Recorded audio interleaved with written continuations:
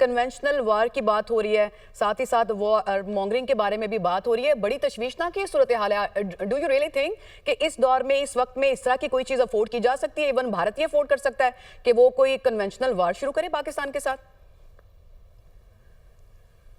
देखें, उसमें तो उसको पता है कि उसको मुंह की खानी पड़ेगी। उसने जो मिस एडवेंचर इससे पहले किया, पुलवामा वाले इंसिडेंट, और उसके बाद जो किया, मेरा नहीं ख्याल कि इस वक्त कोई ऐसी सूरत हाल बने। लेकिन वो ज़ाहिर है दुनिया की जो तवज्जो हटाने के लिए और जो पाकिस्तान के ख़िलाफ़ प्रोपेगेंडा करने के लिए इस वक्त जो नैरेटिव बना रहा है, उसमें भी उसको मुंह की खानी पड़ेगी। अभी जो अहमद सईद मिनाज साहब भी बात कर रहे थे, जो गुज़िश्ता 8 साल में 5 इंसिडेंट ऐसे हुए हैं जिसमें उसने यही नैरेटिव बनाने की कोशिश की, और उसने अपने कभी सियासी अज़ाइम के लिए, कभी उसने अपने जो दीगर अज़ाइम हैं उनके लिए, लेकिन उसमें सामने क्या चीज़ है, उनके अपने लोगों ने, उनके अपने इंटेलिजेंस ऑफिसर्स ने, उनके अपने सीबीआई ऑफिसर्स ने जो है वो भांडा फोड़ा।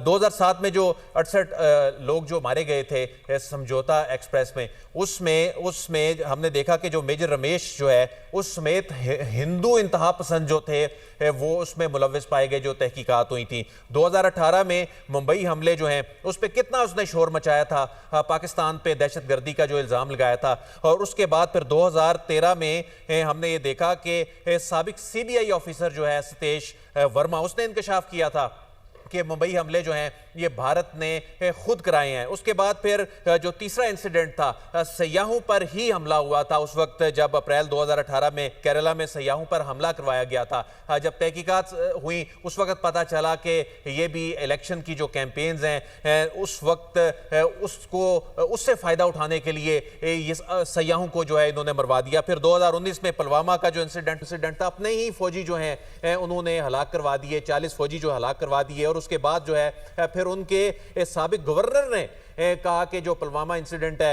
ये खुद मोदी सरकार ने करवाया था, और उस वक्त जो इलेक्शन की फिजा थी उसमें उसको कैश करवाना था। तो 2023 में फिर देख लें, राजौरी में 5 भारतीय फौजियों की हलाकत का मलबा जो है वो पाकिस्तान पर डाला गया था। फिर जो तहकीकात हुई थी उसमें भी यही पता चला कि ये फॉल्स फ्लैग ऑपरेशन है।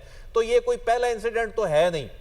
5 इंसिडेंट ये जो मैंने आपके सामने रखे हैं, इन 5 इंसिडेंट्स में किसी और ने नहीं, बल्कि इनकी अपनी तहकीकात, इनके अपने ऑफिसर्स जो हैं, उनके अपने जो इंटेलिजेंस ऑफिसर्स हैं, इनका अपना गवर्नर, वो ये फिर बाद में बता रहे हैं कि ये तो इनका अपना किया धरा है। तो अब मेरा ख्याल है कि दुनिया भी इनके इस प्रोपेगेंडे पे इतनी आसानी से कान नहीं धरेगी। ये चीज़ें अभी अब ये देखें ना, अभी जो अब से कुछ देर पहले जो तफसीलात सामने आई हैं, जो इन्होंने कहा लाइन ऑफ कंट्रोल से दरअंदाजी हो रही है, 2 लोग जो हैं वो मार के इन्होंने उसकी तस्वीरें जो हैं वो अपने मीडिया पे जारी कर रहे हैं। ये मलिक फारूक और मोहम्मद दीन जो हैं वहाँ के जो मुकामी हैं, ये एक दिन पहले लापता होते हैं, और अगले दिन ये इंसिडेंट हो जाता है। इनके घर वाले जो हैं वो रिपोर्ट दर्ज करवाते हैं। उसके बाद जो तस्वीरें हैं वो तस्वीरें क्या बता रही हैं कि इनकी साफ जूतियां हैं, बिल्कुल पॉलिश जूतियां हैं, इनके जो कपड़े हैं बिल्कुल साफ सुथरे हैं, उस पर खून के धब्बे नहीं हैं। एक पिस्टल उनके हाथ में है और वो दरअंदाजी करने,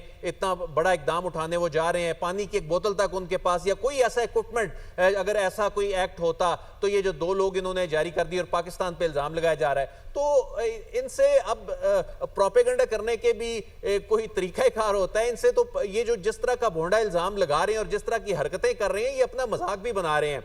तो अभी ये देख लें कि लाइन ऑफ कंट्रोल से ये कितने 100 किलोमीटर दूरी पर, 400 किलोमीटर दूरी पर है जहां पर ये इंसिडेंट हुआ है।